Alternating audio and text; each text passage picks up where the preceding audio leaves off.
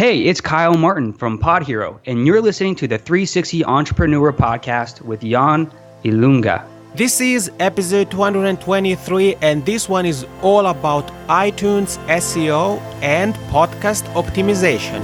Here we go. Welcome to the 360 Entrepreneur Podcast, the show for entrepreneurs and small business owners who dream big and want to do bigger. Join some of the world's top entrepreneurs, internet marketers, and best-selling authors as they share their inspiring stories, their struggles, and give actionable tips that will help you build, grow, and promote your online business. Here's your host, Yanni Lunga. Happy Wednesday. How's it going? Welcome to episode 223. I said it. In last week's episode, I teased today's session, and this is a must listen. If you have a podcast, this is going to be kind of groundbreaking in a way, because up until now, iTunes hasn't been super open in terms of helping us podcasters know what impacts the rankings, how we can optimize our podcast so that it ranks higher on iTunes. We know that listeners, downloads, subscribers matters, but are there other things we can do to make sure that we can compete shoulder to shoulder with all the podcasting giants out there? The answer is yes, they are, and you're gonna hear about them in today's episode. We are joined by Kyle Martin, who's the creator of a new platform called PodHero.io. The show notes page for today's episode with the links to everything Kyle and I talk about can be found over at yannilunga.com/episode 223.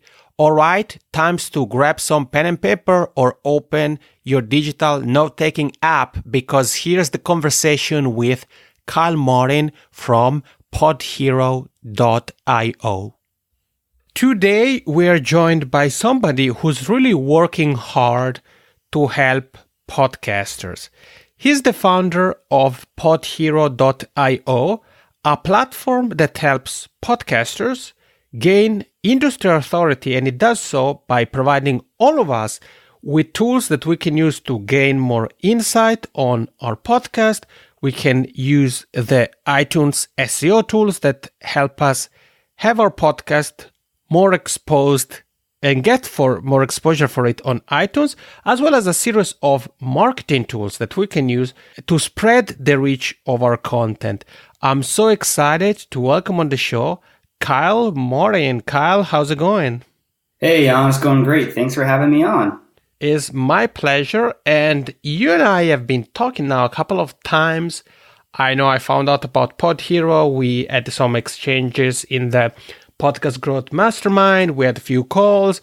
You helped me sort out a couple of things. And here we are. So thank you for first of all, thank you actually for what you do for podcasters. Because as I said, I know you're working quite hard to help all of us share our content and make it more optimized. Oh, thank you. Yeah, it's great fun, and I look forward to diving in. Well, I think before we talk about the content of today's episode, and I know you have some good tips, and we're gonna touch upon PodHero as well, I have to ask you, Kyle, how did you enter the podcasting world? Are you a person who just started to listen to podcasts and then you got so hooked that decided to actually create something for podcasters, or? Yeah, you hit it right on the nail. So I started listening to podcasts around 2008. I was in high school at the time, and This American Life was really popular. Right. So that was kind of like my first introduction to podcasts, and like most people, I just kind of stumbled upon it, and I just really loved podcasts. So I eventually branched out into other different podcast topics that I was interested in, and I just continued listening all through college. And when I graduated, I was wanting to create something. So I said, well, I love podcasts, and I would like to get to know podcasters. So why not create something for them? And by the way, I studied engineering in college, so thankfully I had the tools to do this. Right. So that's kind of how I got started, and I launched PodHero actually as a hosting service called Castalytics.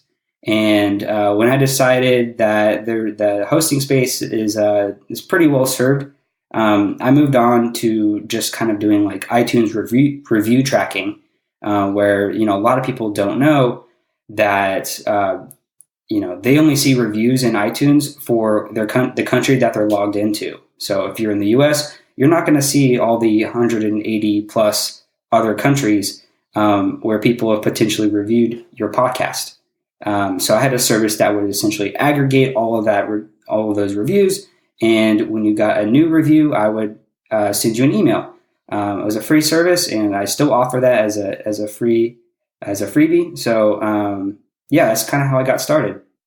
It's interesting, Carl, to hear that not only you enjoyed podcasts. I mean, you mentioned listening to them since you were in high school, but also the fact that you wanted to do something and you decided to combine your passion for podcasting with your willing to create something. And you said you started as or PodHero, I should say, started as a hosting service, and then you decided to pivot. And now is basically a marketing toolbox for podcasters. And I know that it has several features that cover different areas that are very useful for us podcasters. So SEO on iTunes, you mentioned reviews, and you're right on the money. There is the marketing side of things. So could you take a moment to give us a quick tour of PodHero? I'll make sure to link to everything we're talking about, so PodHero included in the show notes, but still, what can people find over at podhero.io?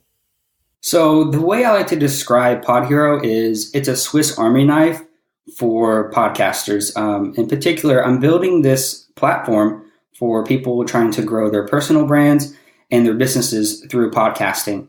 I have sort of three different toolboxes for podcasters. There's the iTunes SEO toolbox. There's the automation toolbox, so it can automate a lot of cool marketing tactics. And then there's the production toolbox. So I don't know if you want to get into each one of those, but just to kind of give you an idea, I can help you basically track which keywords you're doing well for in iTunes. I can help you track topics that you rank for in iTunes, if that makes sense. And I can essentially, PodHero can watch your RSS feed, and then it will push, when your episode goes live, it will push a new episode onto YouTube. So you said that there are three different parts, and I think the thing I like about PodHero personally is that the way it is organized, so in the dashboard, is that one can really use it for one specific feature, one entire box. So you said there are three boxes or three areas, or two areas, or one can use it even to do everything. So you said there is the automation, so we can automate certain tasks or steps of our podcasting workflow. There is the marketing side of things, and there is the iTunes SEO tools. I think that pretty much says what PodHero offers. And I know that you're working, I said it, you're working, and it's a service that is quite dynamic. So I know that you're working on additional features and things like that. But at the moment of this recording, those are the main features. And I know that PodHero has a couple of different plans, one free, and then there are two premium plans, and some of the features are free and some are available in limited version for the free plan or only for the premium plan. So people can join right now and just test it out, right? That's right. Yeah. So I want to support both people that are getting started and also people that are a little bit ahead of them. And ultimately, my goal is to help podcasters. So I wanted to offer something free that would provide value to them and then help them grow their audience. So at the point when they're ready to take it to the next level, I'll be there for them with the paid subscription as well. Yeah, that's, I think, is a very good approach. Also because, as we said, the features are really, cover many different areas, and are helpful for both new podcasters as well as those who have been podcasting for quite some time now. There is one area that I'm really a fan of, and actually I even mentioned PodHero and this specific area in an in-depth article on podcast optimization, and that is the iTunes SEO tools.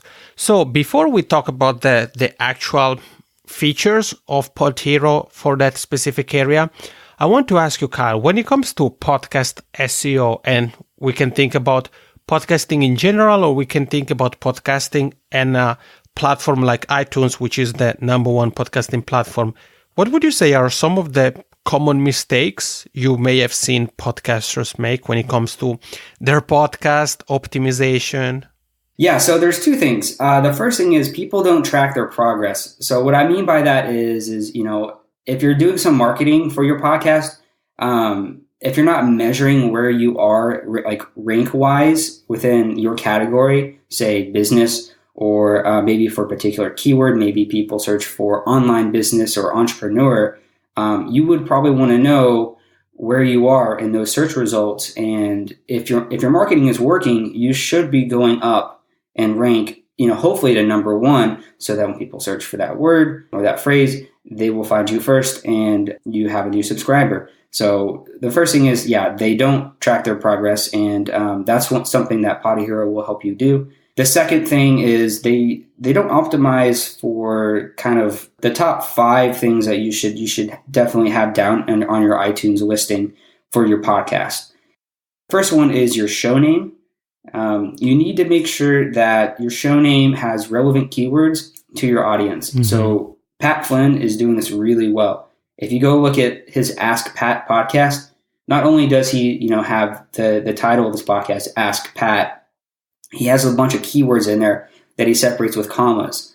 So it's well known that iTunes, their search engine, looks at the title and the podcast title very heavily.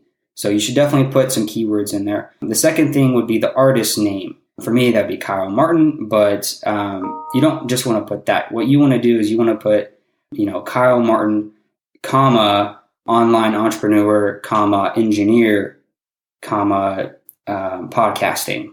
So if you do that, that's another trick that will help you kind of stand out to iTunes. The next thing is artwork. This is kind of a little bit non-obvious.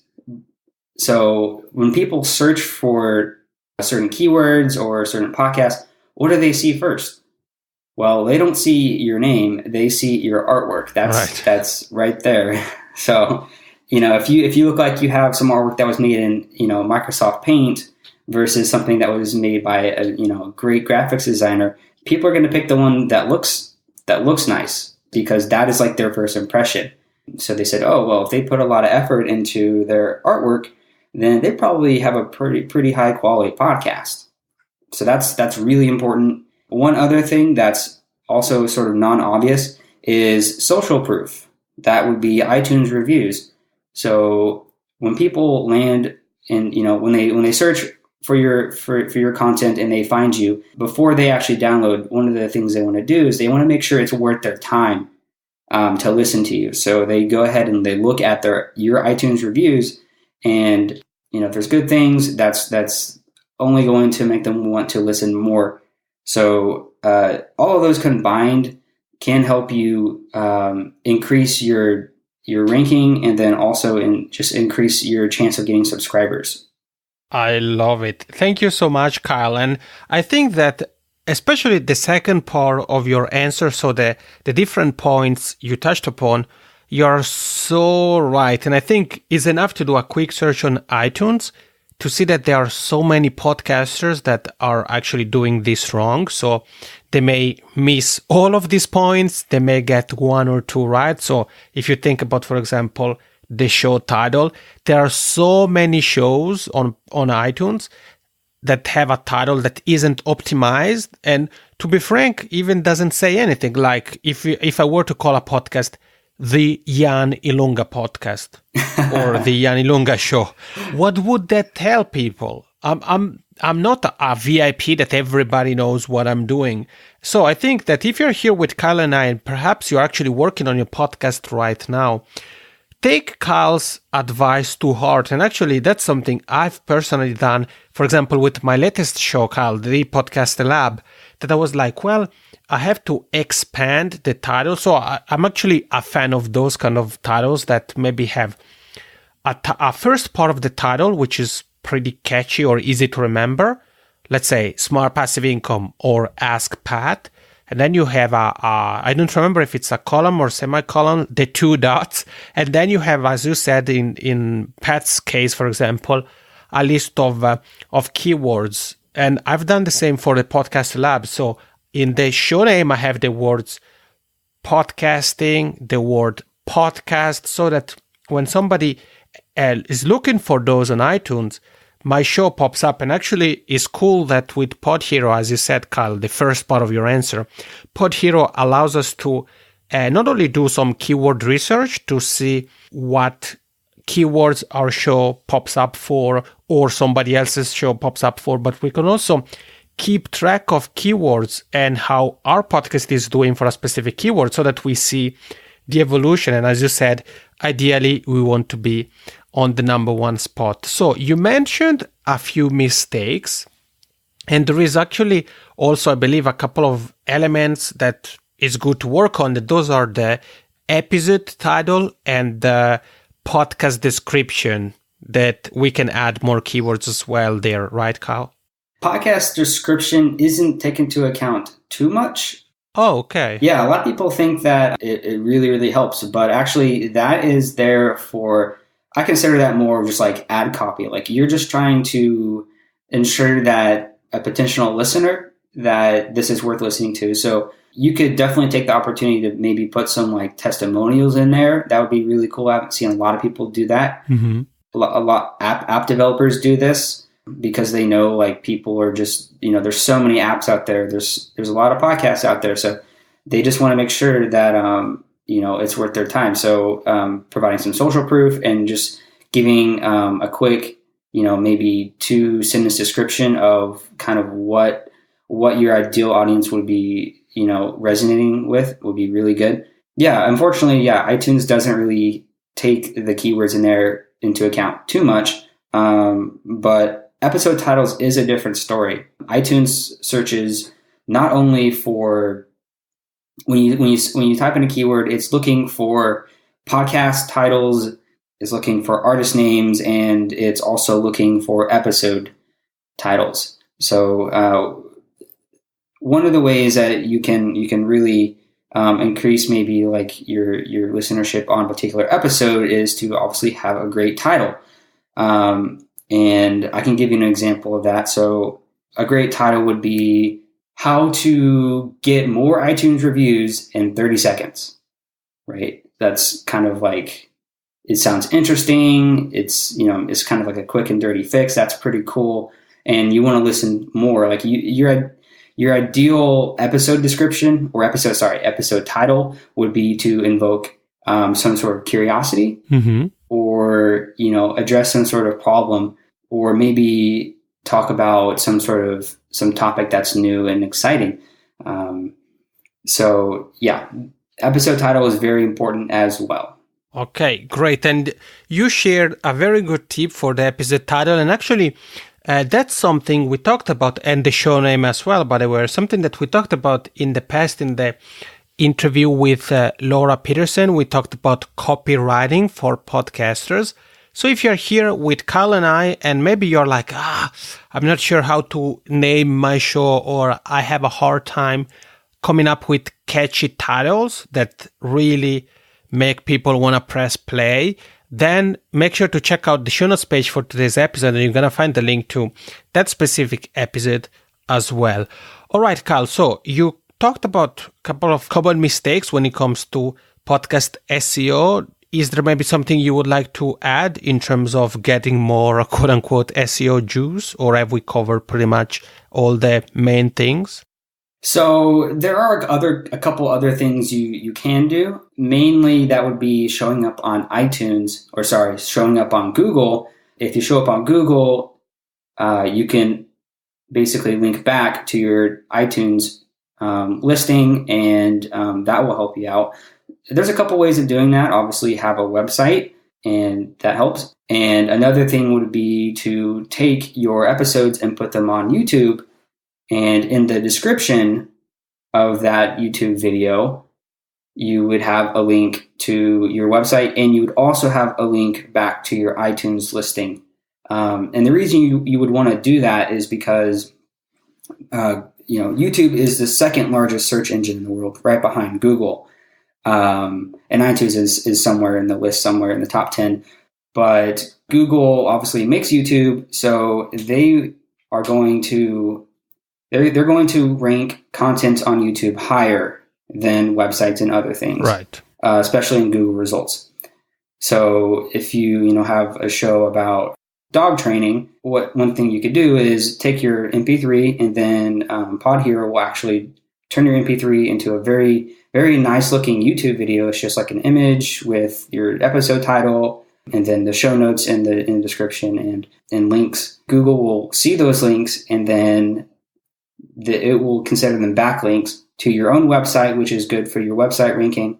And then also people that are looking at your YouTube video will probably discover that you have an actual podcast, and you'll have a link to your iTunes listing, and then they'll go from YouTube to the podcast app from there, and you'll probably get a new subscriber. Yeah, that's actually what you just shared. I think makes perfect sense to focus not only on iTunes, which is the number one podcasting platform, but also Google, which is the number one search engine, Yep. as well as YouTube. You said it is the second largest search engine. So it's definitely worth taking time to really optimize our content for all those platforms. Also because SEO, so search engine optimization, and optimizing our content is something that has long-term benefits, right? Yes, very, very long-term benefits. And yeah, search engine optimization, it doesn't say iTunes search engine, it says search engine optimization. So you need to be optimizing across many different platforms, namely just Google and YouTube and iTunes, which is probably the ones that podcasters care about. And maybe if you're that weird person, maybe Bing. But other than that, that should really cover it. Yeah, exactly. And as I said, that's something that actually this optimization side of things, it's something that I also talked about in the article I mentioned early on that also discusses PodHero. So if optimization is something that you're like, sounds interesting, again, check out the show notes page, and there's going to be a link to that thing as well. All right, Carl. So you shared some advice in terms of some things we can do to optimize our content so that we can have long-term benefits. When it comes to expanding the reach of one's content, the number one thing to do, or at least the number one thing many podcasters do or try to do, is marketing. So they try to get their show out, get new listeners, new subscribers, and things like that. In your opinion, what are some of the mistakes or maybe no-nos you may have seen some podcasters make when try to get new listeners? Oh man. Yeah. So the first thing is you can't just see yourself as a podcaster if you want to have a very large audience. You have to see yourself as a marketer, right? Because not only are you a podcaster, you're a content creator, and you have to be able to not really sell your content to other people, but more like just explain the benefit to them. And you need to have a plan. If there's anything that I've seen, businesses fail because they don't have a plan when they're marketing. Mm-hmm. So that's the first thing. You need to kind of have a strategy. I'm not sure if you want to go down that route, but we can. Yeah, sure, absolutely. If you have some tips, happy to hear them. Okay. So yeah, the first thing in marketing is you need to have an ideal persona of who's your audience listener, right? When you're talking to someone, you're talking to them face to face, and you're tailoring what you're saying to that conversation and to that person. It's no different in podcasting, although you're kind of talking one to many, and you're not really seeing that person. You really need to kind of imagine who is my ideal listener? What kind of content? What are they getting out of it? Right? What's in it for me? Sort of situation. Mm-hmm. So I would encourage you, if you don't already, sit down and give yourself maybe 20 minutes to sort of, give your listener a name, like your ideal persona name. Mine is, I'll just call him Billy Bob. Does he happen to have a last name? Billy Bob Joe, exactly. Oh, okay. I thought it was a name that sounded familiar, but the last name threw me off a little bit. Oh, yeah. Yeah. Yeah, so, Billy Bob Joe, you have to give your ideal persona a name, maybe an age range, add some kind of like some likes and dislikes, and sort of, almost like you're filling out their Facebook profile or their MySpace profile, depending what you're into. And that really helps, because it's like kind of like it's your compass. It's your compass for content. It's your compass for marketing, and ultimately a compass for your business. So that's very important, because what you can do is, as you have new ideas or new content strategies, or whatever you're trying to do with your podcast, you can use this persona as a filter. You can say, okay, would this work for Billy Bob? Would Billy Bob care about this, or would he not? So that is something that's incredibly helpful. So that's probably something that I would say is huge, and it definitely helped me in my own business. And then the next thing would be, not a lot of people don't have time to apply the correct tactics for podcast marketing that a lot of the pros use. Mm-hmm. One of them that we mentioned was podcast to YouTube, getting that SEO juice. Another thing would be kind of being more present on social media, and posting like great social media content. That's very important. And kind of the general rule of thumb there is, it was pioneered by Gary Vaynerchuk. His idea is essentially share 3 pieces of content that's not your own, and then share a content that's something of yours. I think it's called like jab, jab, jab, right hook. So that's super useful. If you're always posting about your own stuff, people are kind of like, okay, but I'm not here for your self promotion. I'm here to like learn a lot from, like get a breadth of knowledge, not just like your stuff. That is pretty huge on the social media aspect. Another thing is they don't ask for iTunes reviews. So one thing that I always like to share is, if you don't do this already, you should start doing it. And the idea is, when you get a new review, start off your podcast by reading that review on the mic and calling out their name. People love to hear things they've written, sort of, on the podcast, on something that they consume. It's just kind of like, hey, Mom, I was on TV. It's right. Like sort of that feeling, right? Yeah. So when you get new reviews, it's really cool for your listeners to hear their review, and they're 5 stars. I wouldn't recommend reading the 1-star reviews. You shouldn't have any of those, but maybe you do. Maybe you can make fun of them or something. I don't know. Not only does that make your listeners feel good, it also encourages your listeners who haven't reviewed your show to go do that. And I've seen a lot of people do that with a lot of success. And you shouldn't just ask them for a review on your podcast, right? You should be doing that every episode, at least at the end. But you should also ask them for a review on the other places that you're available online. So, like on your website, you could have like a widget that would say, "Hey, if you like our show, please give us 5 stars on iTunes." So you could have something like that on your website. Yeah, those are very good points. And actually, one thing to add to what you just shared, Kyle, I think that reading a review, reading it is a very good way to go. I know that many podcasters simply ask, hey, leave us a review. You find us here. And I personally don't think that is really effective for the fact that people usually tend to do other things while they're listening to podcasts.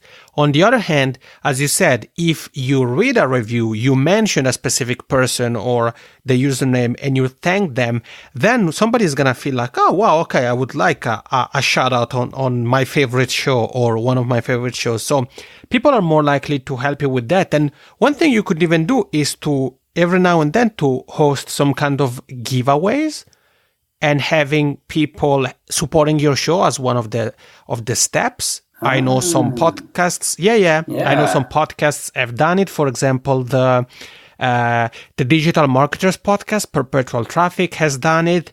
Following them, I was curious, so I did as well with the Podcaster Lab, the launch, and it's definitely something that is interesting, and it works because people are getting the opportunity to get something in return. So while somebody could support your show because they just want to support it, if there is a giveaway, they are happy to join. And I remember, for example, the $100 MBA show, which is a top-ranking podcast in the business section of iTunes. I'm not sure if they still do this, but they were having I think they call it Free Ride Friday or something like that, where basically every Friday they would pick, I don't remember if one or a couple of people among those who left their review, and those people would win access to their online community or something like that. So nice. Yeah, so you see, it's something that, especially if you have a product or service that is somehow related to your podcast, then a giveaway is something to consider.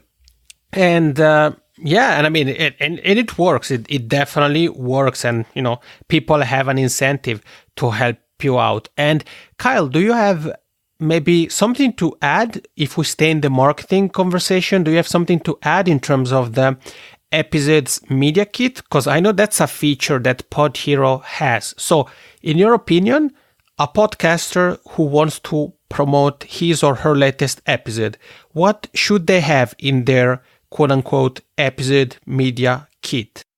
Yeah, so PodHero has a feature called Social Media Kit, and the idea behind it is to reduce the friction between help. It's basically to help your guest share your episode with little as friction as possible.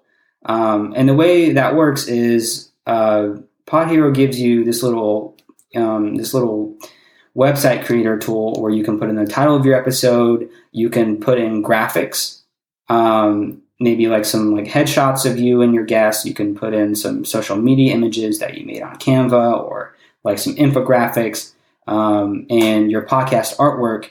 Kind of the thing that's really interesting is you can basically include pre-written social media posts that are just one click to share. So you can make them for Facebook, Twitter, LinkedIn, and Google+. And the idea behind this is you can kind of give this whole media kit to your guest, and they can just go to this website, and then boom, they can just one click share on Facebook, one click share on Twitter, and promote that episode. And they don't have to sit there and think about oh geez, what do I write? Or maybe they think I don't have time for this. Right. So you're just kind of making it really easy for them to share your content with their audience.